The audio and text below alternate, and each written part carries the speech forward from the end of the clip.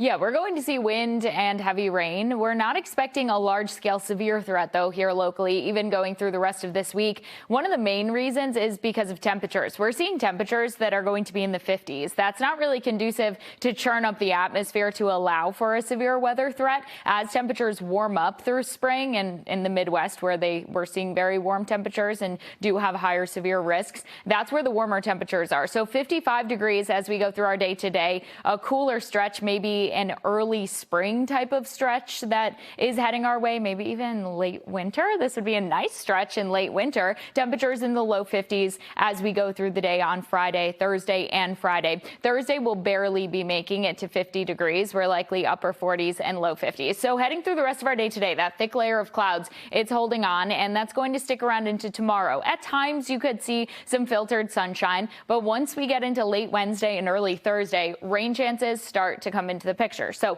we'll start to see some light rain Wednesday, and then we'll still see breaks in the rain. But by the time that Thursday rolls around, Thursday mid-morning, we're going to see that potential for rain really taking over. So widespread rain takes over by middle of the day on Thursday, and then we start to see that heavy rain developing, some pockets of very heavy rain coming into view, especially for the Cape and the South Shore. And then as this low pressure continues to churn overhead, you can see it rotating around the low pressure, bringing those heavier bands of rain towards spots like southern New Hampshire late Thursday into early Friday. So still seeing that low pressure churning even into Friday, and Friday will remain a bit unsettled. By the weekend, we do start to get out of this pattern, though. So going through our day Thursday, wind gusts up to 40 miles per hour, even 50 miles per hour further south are going to be possible. Those wind gusts paired with the heavy rain could cause some tree limbs to blow around. Even some downed trees will be possible. And then going through our day on Thursday, we'll start to see that letting up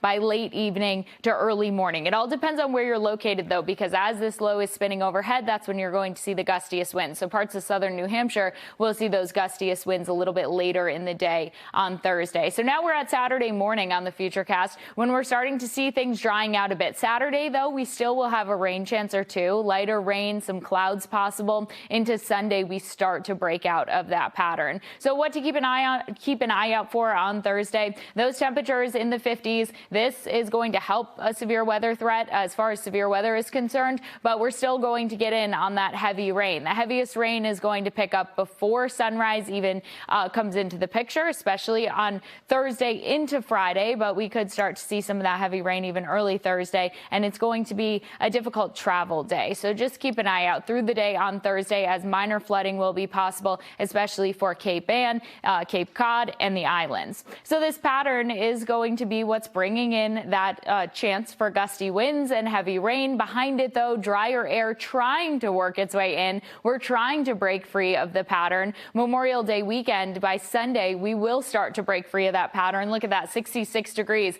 10 degrees warmer than those 50s we'll be seeing. And then by Monday, by Memorial Day, we're looking at 70 degrees. It's much more seasonable at 70 degrees than seeing these low 50s. First alert in place for Thursday. The weekend, though, is shaping up to turn things around as those temperatures upper 60s and low 70s. And then next week, staying pretty steady in those upper 60s and low 70s. At least we get a little warmer. Thank you, Sydney.